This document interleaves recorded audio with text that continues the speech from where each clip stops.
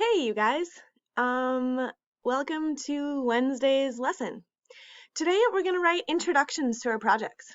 So, as you think about your multi-genre project, you want to think, what does my reader need to know at the very beginning of my project in order to understand why I'm writing this?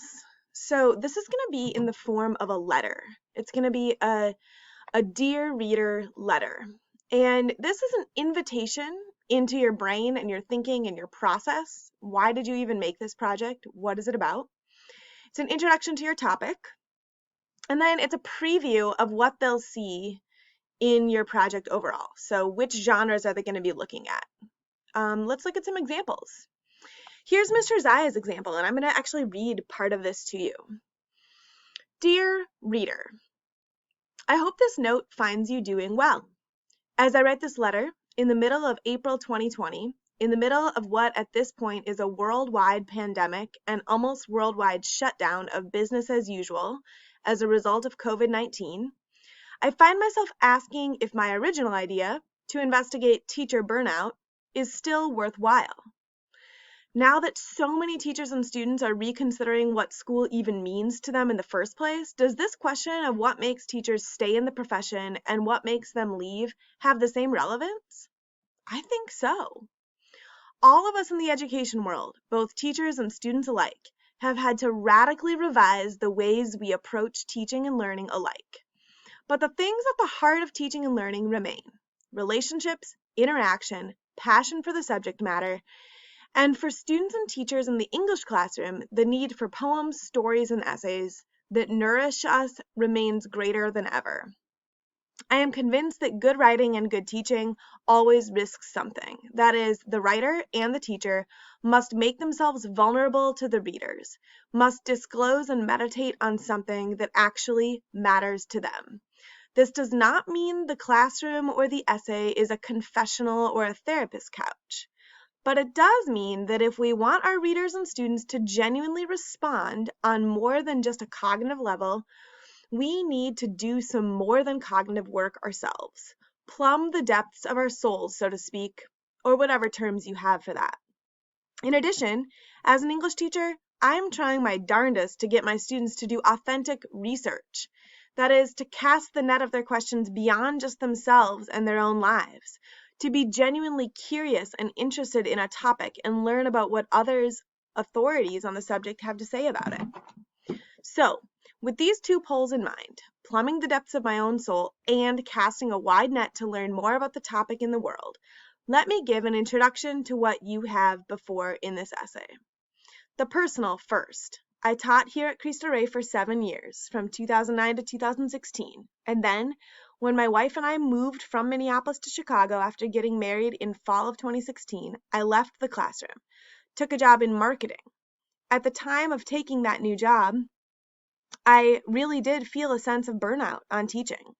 That's the word I described to myself and others when I felt I was being honest about why I left the classroom. Okay, let's look at what Mr. Zaya is doing so far. He starts with Dear Reader, like he's writing a letter. Then he introduces in full sentences what he's writing about and why. He's got a lot of why. So why is he writing about teacher burnout in the time of COVID-19? It's because he thinks it's important to plumb the depths of his own thinking in his own brain, his own soul, and important to cast a wide net and research the world. Okay, he keeps going. But it's also true to say that many days during these 2 years when I wasn't teaching, I felt a desire to get back in the classroom and a desire to know why it was exactly that I left. I don't think my situation is unique. At the end of every spring, teachers across the country hand in their class keys and many don't look back. And some, like me, return to the profession they left. Maybe some too, like me, return to the very same school they left in the first place. My goal for this essay is to consider both on a personal and societal level these questions. What makes teachers leave the profession, and what makes them stay? To answer, or at least try to answer those questions, I want to be as creative and far-reaching as possible. modeling for my students the skills we've been learning all year. So with that in mind, you will find in this essay, dialogues. These are like interviews. Research analysis from many sources. Photography. Poetry. He lists the pieces of his project with a brief description of what these genres are. Up here, he offers the purpose of his project. He wants to be as creative and far-reaching as possible to try to answer the questions he has.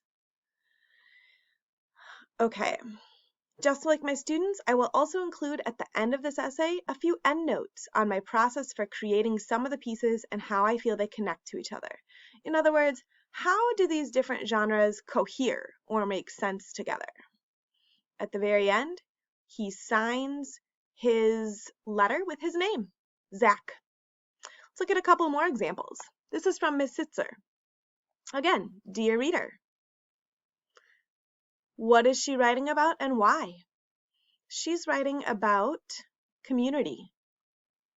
Community is a fundamental human need, something that's existed since the dawn of humans and arguably even before. As a highly social person, community is something I crave and I need to be healthy. And then here she lists her genres, a poem, a transcript of an interview, and a recipe. At the very end, she signs it with her name. Here's Miss Martinez. Dear reader, what is she going to write about? She's going to write about a book. And why is she writing about this? And then listing the pieces. She did it just in a sentence. I explored poetry, research analysis, art, graphic design, argument, and my own photo albums.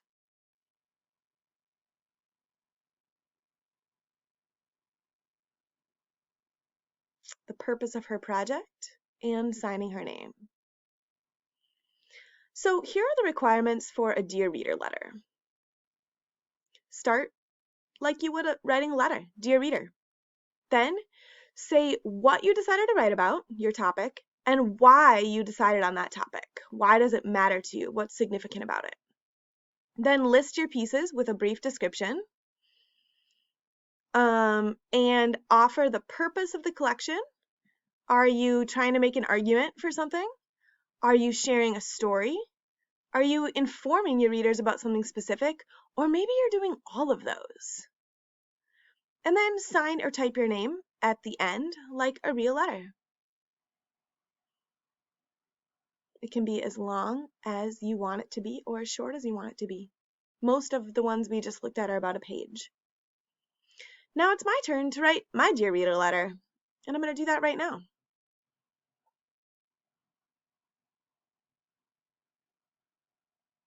So in my multi-genre project, I'm going to put this right at the beginning after my cover page.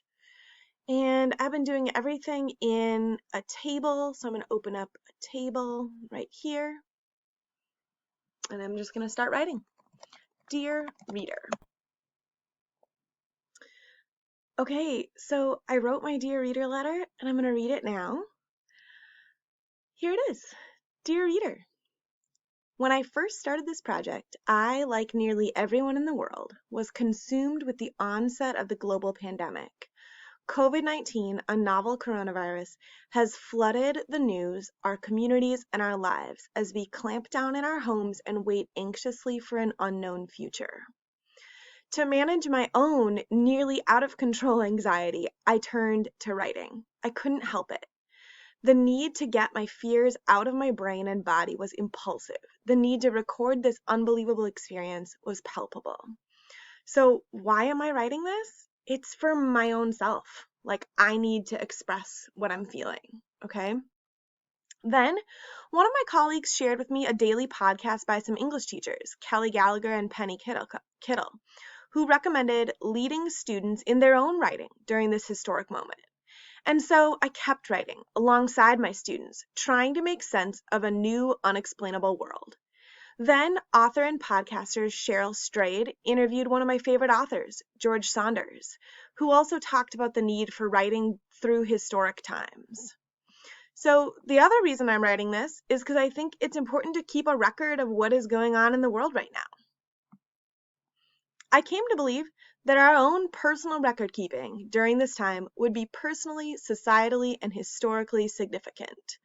Our great-grandchildren could look back on a project like this and have an understanding of how COVID-19 shaped these days, both inside my home and all around the world.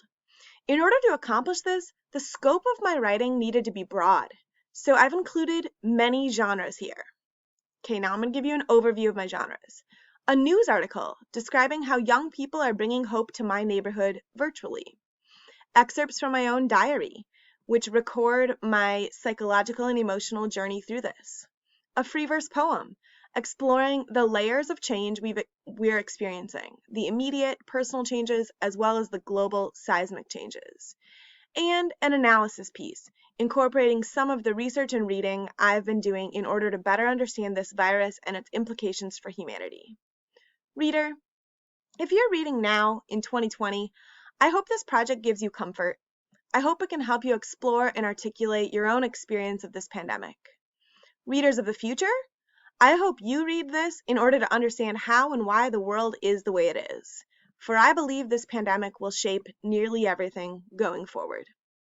Be well, stay healthy, spread peace, and avoid handshakes. Anna.